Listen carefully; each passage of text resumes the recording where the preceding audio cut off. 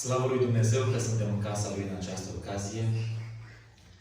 Aș vrea să mulțumesc copilașilor care au venit aici în față și care au lăsat emoții deoparte să zică Usană sau să cânte pentru slava lui Dumnezeu, Dumnezeu să-i binecuvinteze. După amiază o să aveți cea mai mare parte a programului, așa că vă așteptăm după amiază, cu drag. Frații mei, în ocazia de față, aș dori să medităm împreună la un pasaj din Sfânta Scriptură, din Evanghelia după Marcu, la capitolul 16. Mai toată lumea se pregătește acum în perioada aceasta pentru acest eveniment major, cel puțin la nivel național. Dar este aproape la nivel european, pentru că în toată Europa este mare sărbătoare în perioada aceasta în creștinism. În ocazia de față o să vorbim despre Domnul Iisus Hristos, pe baza unui verset din Sfânta Scriptură, unde este prezentat ca fiind înviat. Hristos a înviat. Acesta este mesajul de astăzi. Hristos a înviat. Și o să vedeți de ce este important acest mesaj din această zi de seară pentru noi. Marcu la capitolul 16, de la versetul 1.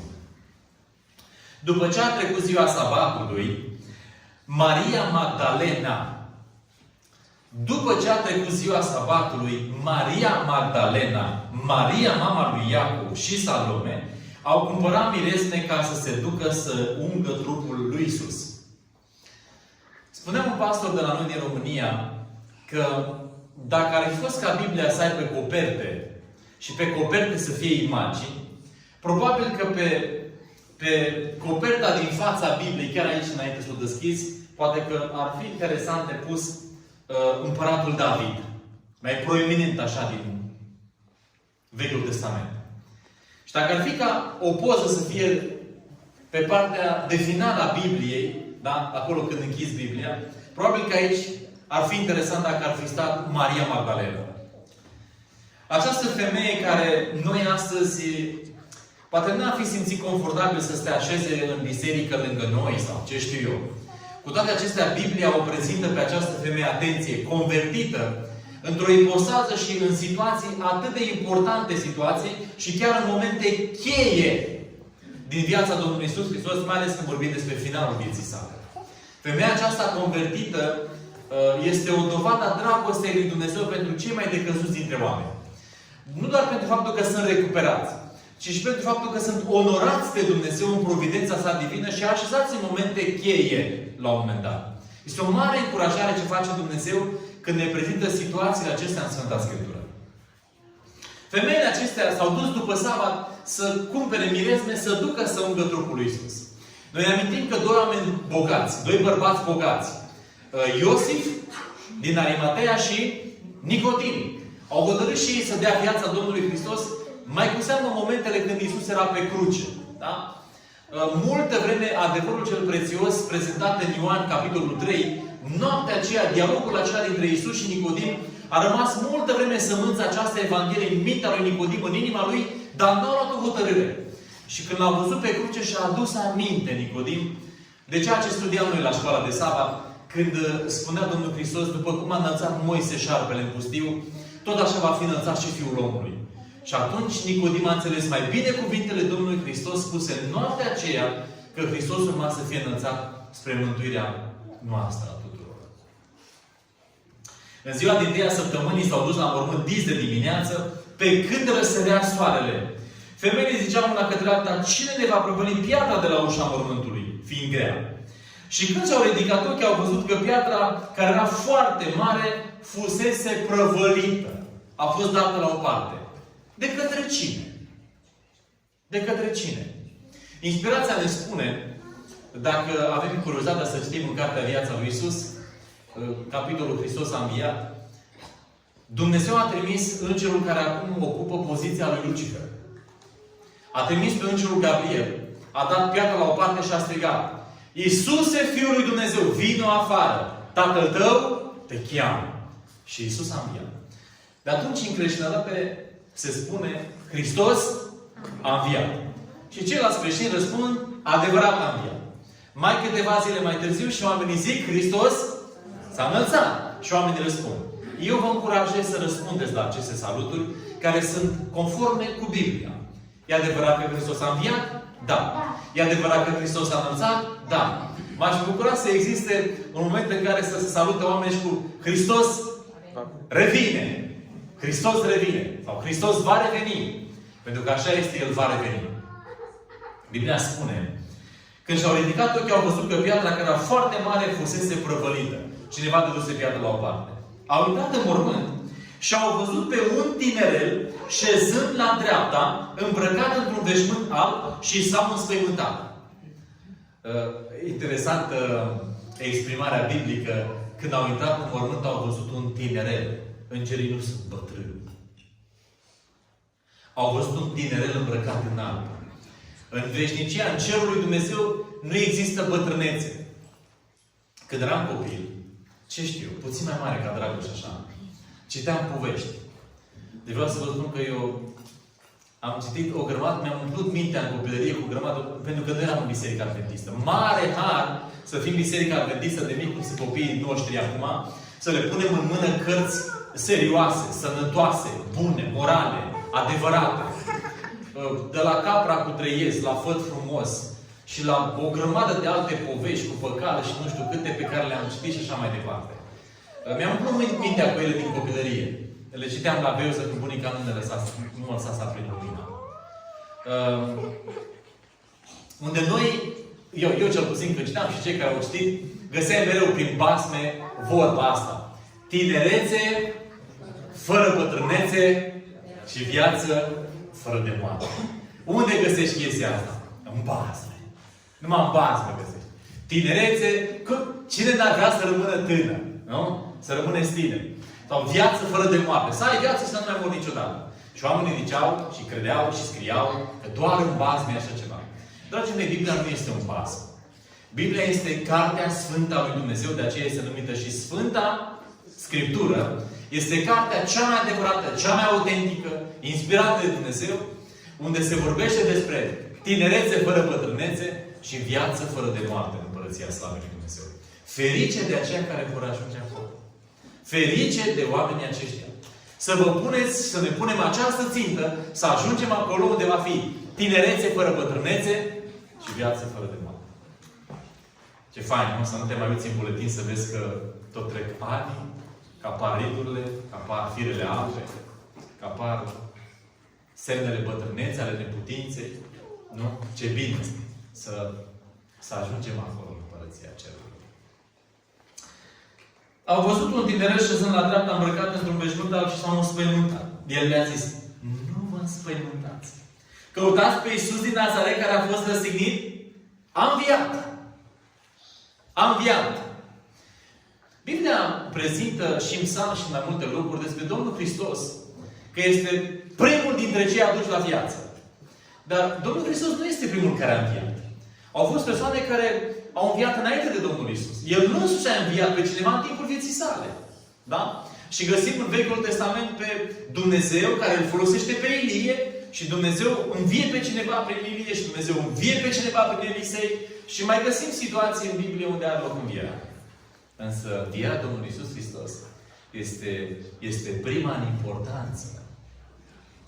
Este pusă prima, această înviere a Domnului Hristos, în importanță, dragii mei. Este cea mai importantă înviere dintre toate învierile. Mântuitorul lumii, Dumnezeu întrupat, a venit în lumea noastră, a trăit o viață neprihănită și a înviat după ce a fost pus pe cruce. A înviat, zice Biblia, a treia zi după Sfântul.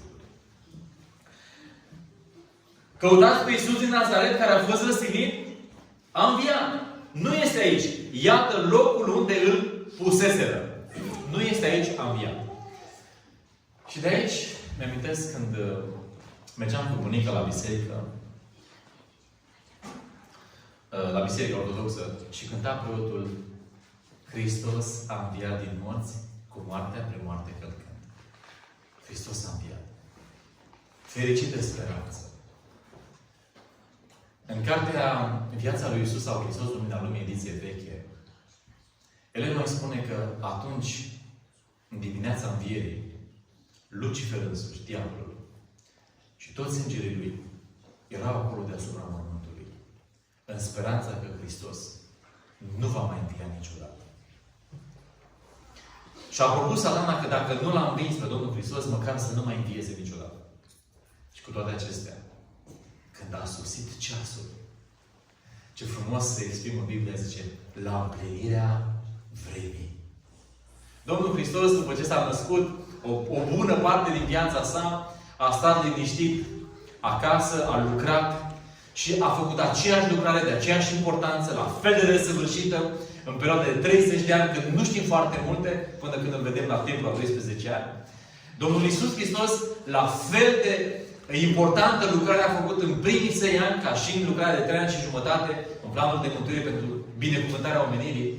Vreau să vă spun, frații mei, că Domnul Iisus Hristos, care astăzi este viu și pe care toate legiunile celui rău n-a putut să-L țină în mormânt, Domnul Iisus Hristos este garanția vieții viitoare pe care o nădăjduim cu toții.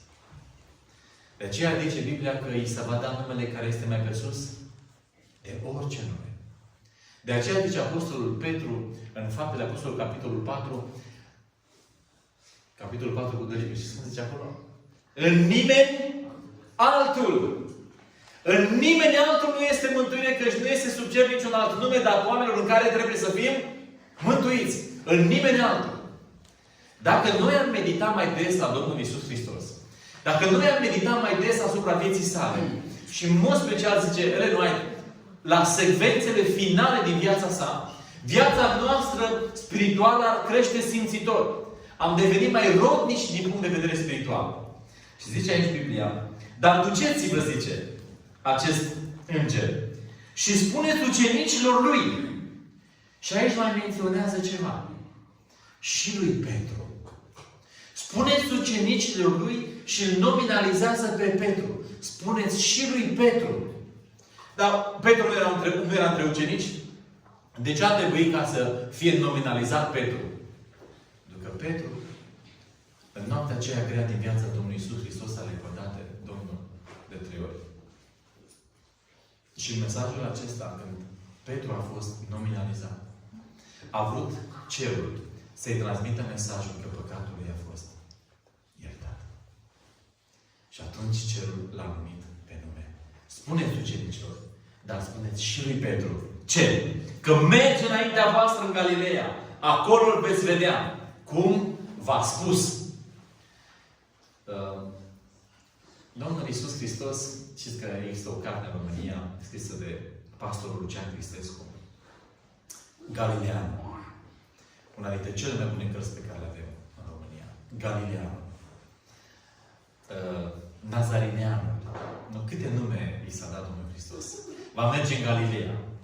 Galileea neamului. Acolo îl veți vedea cum v-a spus.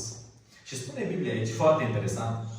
El a ieșit afară din mormânt și au luat-o la fugă pentru că erau cuprinse de cutremur și de spaimă. Și n-au spus nimănui nimic, că se temeau.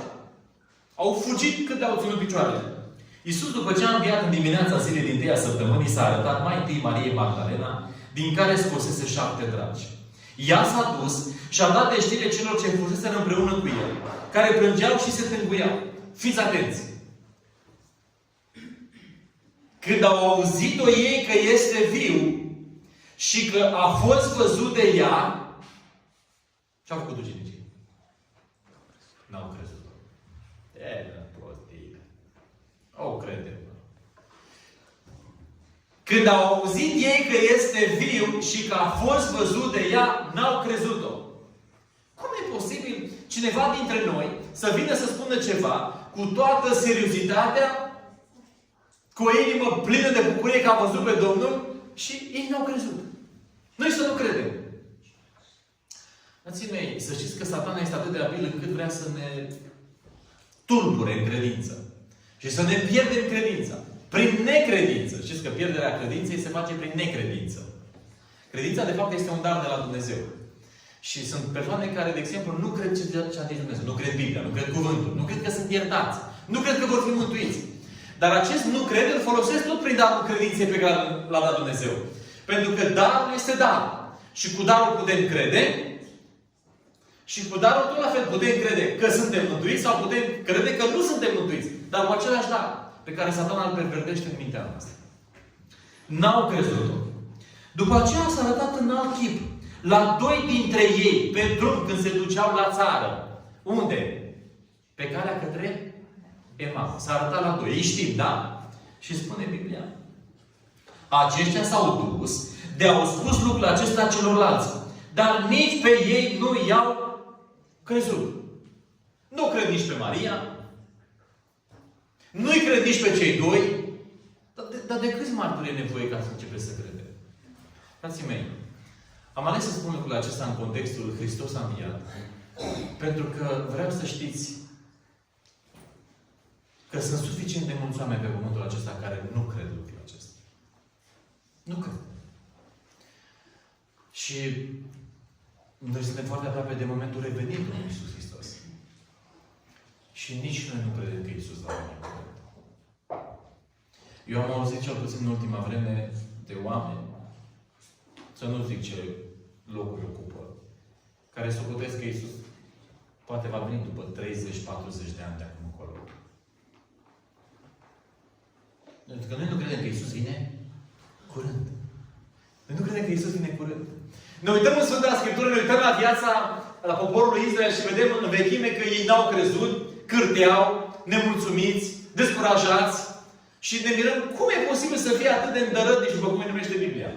Dacă facem o comparație între cât credeau ei și cât credem noi, între cum trăiau ei și cum credem noi, între ce făceau ei și ce facem noi, între nemulțumirile lor și nemulțumirile noastre, credeți că este mare diferență între ei și noi atunci?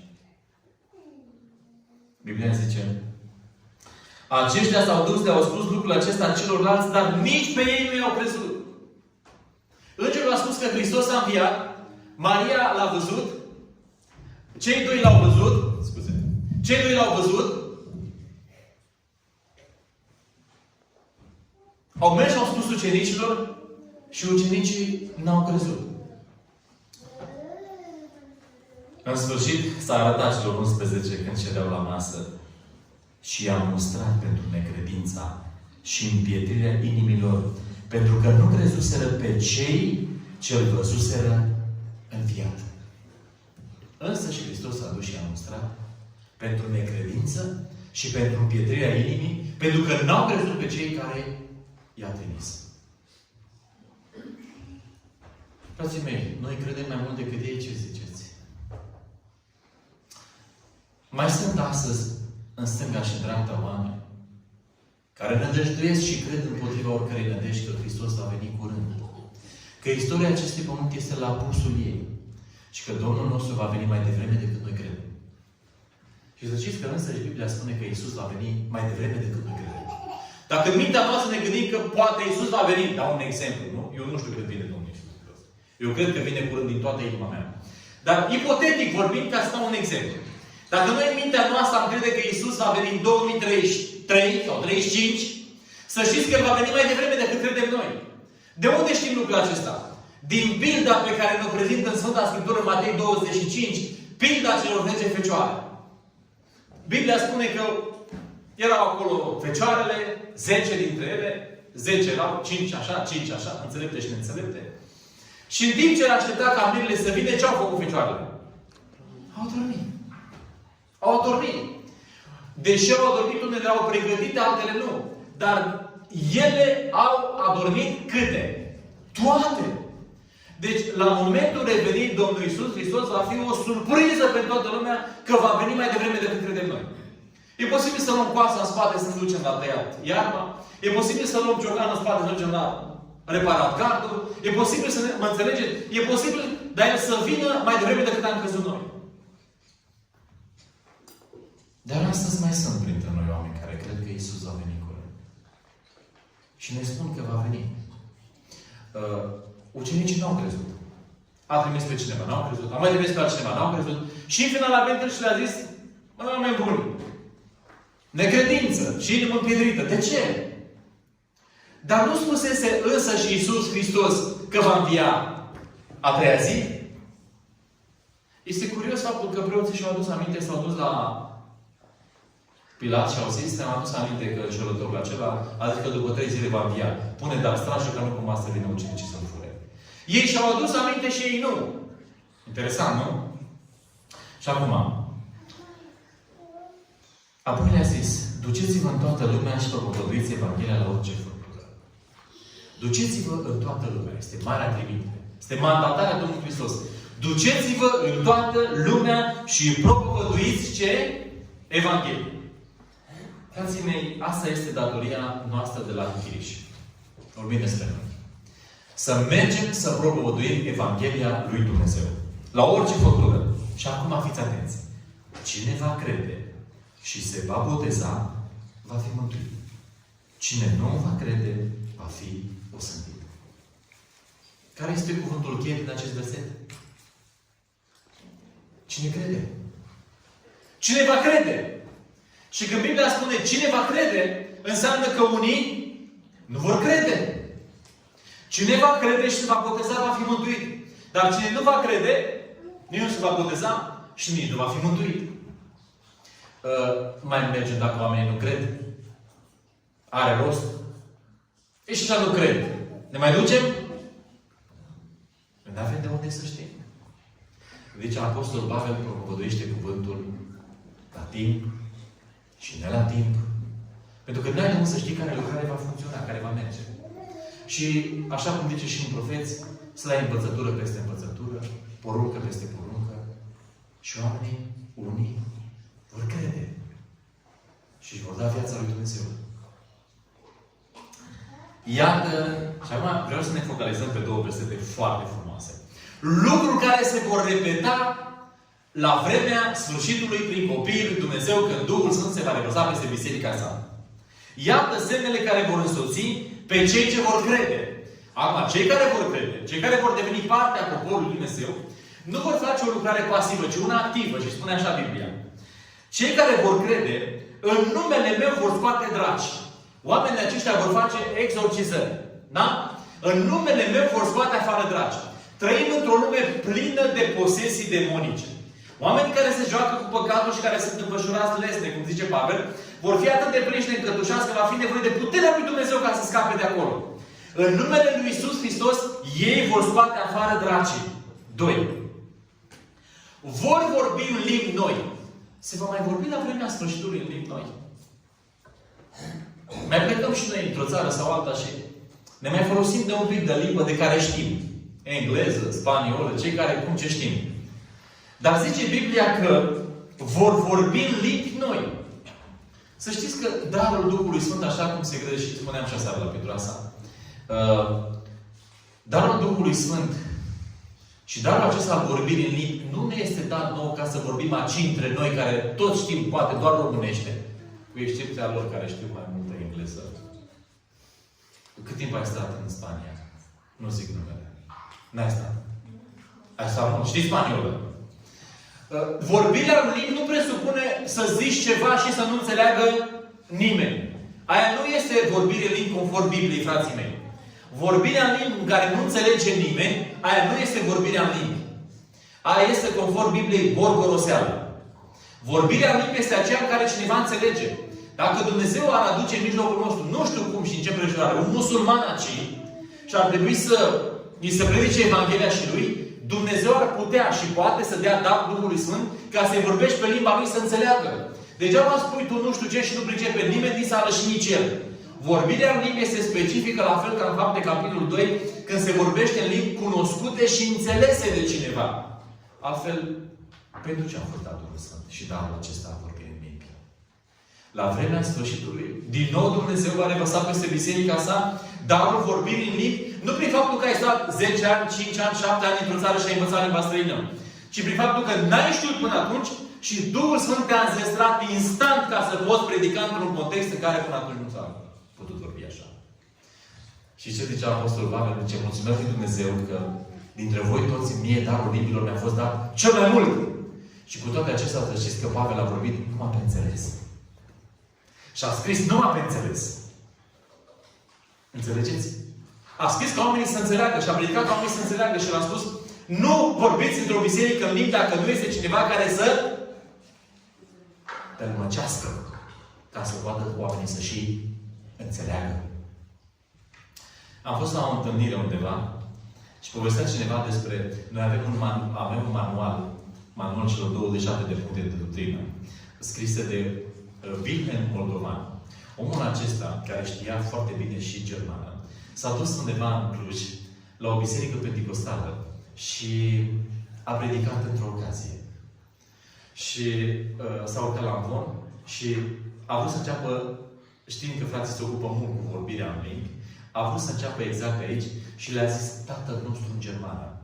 Omul știa germană. Și le-a zis Tatăl nostru pe germană. Când cei din sală au auzit că cât de cursiv vorbește într-o altă limbă și ei nu știau germană și au tot auzit, wow! Marea putere a lui Dumnezeu și vorbirea în limbe se prezentă între noi. Iată că fratele predică într-o altă limbă necunoscută. Și fratele i-a întrebat, la final, după ce a zis Tatăl nostru în germană, i-a întrebat, știți ce am zis? I-au zis, nu, dar sigur ai vorbit de la Duhul Sfânt. Duhul Sfânt, frate, ți-a dat darul limbilor. Și el a zis, nu, Duhul Sfânt mi-a fost dat și mie, cât le-a fost dat și altora. Și v-am spus, Tatăl nostru în germană. Atât. N-am apucat să mai predice, l-au luat afară. L-au scos afară pe el și vreo câțiva ani gândiși care s-au dus cu el. Și au ciomăgit pe hol. A dat o bătaie pe hol. Că au venit să facă chestii de astea la frații penticostali care credeau în vorbirea în limbi. Au plecat bătuți de acolo, dar fratele a zis așa, la cei care au luat bătaie. I-a încurajat și le-a zis, să știți că, în general, după Scriptură, nu se poate ca să iei bătaie pentru Dumnezeu și să iei bătaie fără rod. N-a mai durat multă vreme și s-au trezit cei din sală și au zis, dar voi, dacă sunteți prorocii Domnului, mă, din biserică, de ce n-ați priceput că omul ăsta a zis Tatăl nostru pe germană? Ce legătură aveți voi cu Duhul Sfânt dacă nu v-ați dat seama? Ziceți. Mai mult de jumătate din biserica penticostală au trecut la Adventiști. Ăla a fost rodul bătăilor pe care l-a luat. Întrebarea. Vreți să luați bătaie? Frații mei, copiii lui Dumnezeu la vremea sfârșitului va vorbi în limbi noi. Și spune Biblia mai departe. Vor lua în mână șerpi. Nu vorbim despre magia care se face când vă invită copiii pe stat de către ăștia. Vedeți că vine circul, vine nu știu ce. Vor lua în mână șerpi. Vă amintiți de Apostolul Pavel? Când s-a dus să adune niște lemne să arunce în foc, de mâna lui s-a prins ce? O gura. Ce? Nu șarpe. O viperă. Acolo e tradusă în pârg. O viperă. S-a prins de mâna lui. Și se uitau străinii de acolo, din tribul acela, și că la un moment dat naufragiaseră, să fărâmase corabia, au dus și acolo în frigul ăla, în ploaia, cum era, și a primit undeva acolo cineva, șeful de trib, au făcut un foc să se încălzească, s-a dus și Pavel și alții să aducă lemne, și când de mâna lui ce era? O viperă agățată îl mușcase pe Pavel. Și Pavel s-a dus și a scuturat un foc, că ăsta un foc și azi. Și spune că cei din trib s-au uitat la el și au zis, ce, măcar că ăsta a scăpat din naufragiu, din furtună, măcar că s-a spart corabia cu ei și măcar că a scăpat din furtună, dreptatea nu-l lasă să trăiască. Cine și a făcut că ăsta va muri? L-a mușcat. Măcar că a scăpat, a trecut pe lângă moarte și uite că a ajuns pe mal și va muri. Și au stat tot cu ochii pe el. Poate moare, poate îi se face rău, poate cade, poate leșină, poate moare ăsta. Pavel nu s-a întâmplat nimic cu el. Spune, când au văzut că, deși l-a mușcat vipera, nu i s-a întâmplat nimic, și-au schimbat părerea, zice în comentarii Faptele Apostolilor scris de Lemani, și-au schimbat părerea și au zis, la Biblia zice, ce-au zis? Este un zeu. Să te muște o viperă și să nu mori? Ăsta e un zeu. Și-au schimbat părerea despre el. Biblia spunea, vor lua în mână șerpi? Cum să ieși șerpi? Ai curaj? Mai departe. Dacă vorbea ceva de moarte, nu-i va vătăma. Pe vremea când se scria aici, în momentele acestea când se scria, și de atunci încoace până mai târziu, că avem și noi unul, cred că sunt mai mulți, dar unul mi-am amintesc eu acum, de Lăpușneanu. Știți că s-a practicat, oamenii n-aveau scrupule. Și când cineva stătea în cale și vrea să le limini, îl otrăveai. Îl otrăveai. Îi puneai în mâncare, îi puneai în băutură și îl otrăveai. Biblia spune, dacă vorbea ceva de moarte, nu-i va vătăma. Cine va anula efectul otrăvii? Cine dă darul să scoți demonii. Cine dă puterea aceasta. Cine dă darul să vorbești în limbi.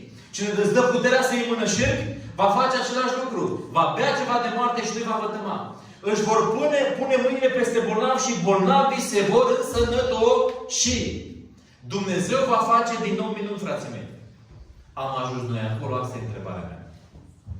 Minuni. Ce minune? Hristos a înviat. Este o minune? Sigur că da. Fiul lui Dumnezeu este din mormânt cu toți demonii acolo. Se vor face minuni. Bolnavii vor fi însănătoșiți că în momentul când cineva își pune mâinile peste ei. Se întâmplă asta astăzi?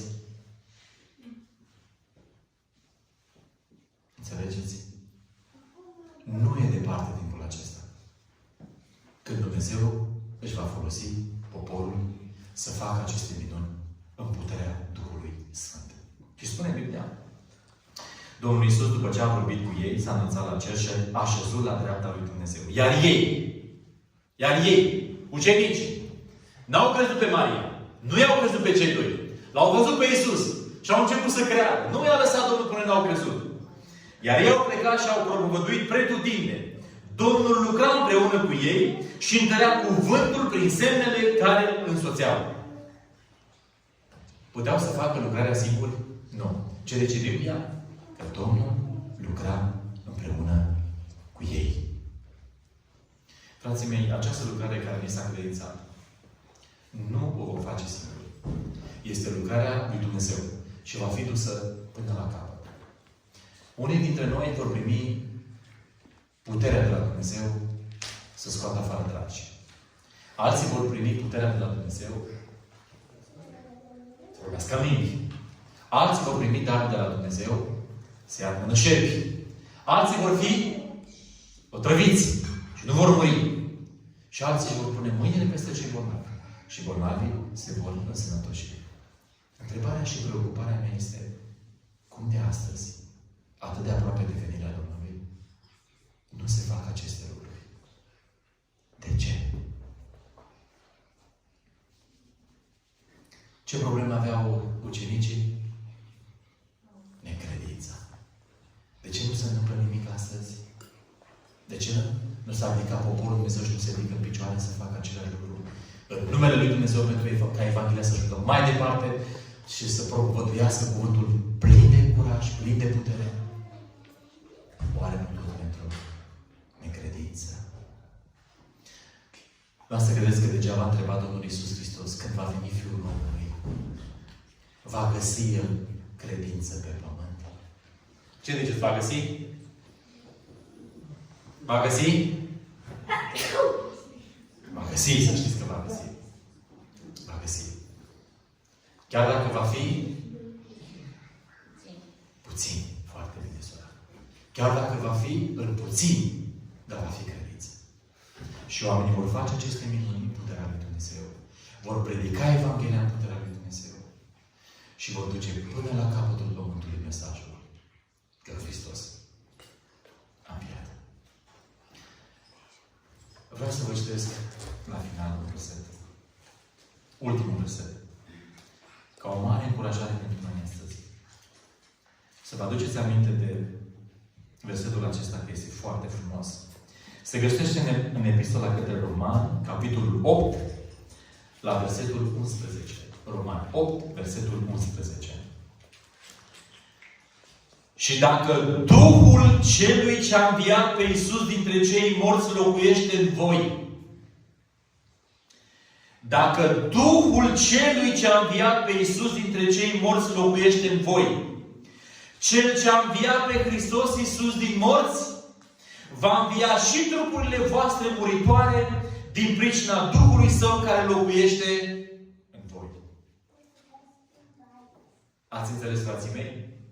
Dacă Duhul Celui ce a înviat pe Iisus locuiește în noi, Cel ce a înviat pe Iisus ne va învia și pe noi din pricina Duhului Sfânt care locuiește în noi. Să căutăm prezența Duhului Sfânt. Să-L căutăm pe Domnul în cuvânt. Să căutăm să umblăm în lumina feței Lui. Și dacă va trebui să murim, Duhul Celui ce a înviat pe Iisus ne va învia și pe noi. Există speranță. Chiar în fața morții. Și Dumnezeu a promis că vom învia în virtutea învierii lui Iisus Hristos. Dumnezeu să ne ajute să fim plini de credință într-un timp ca acesta.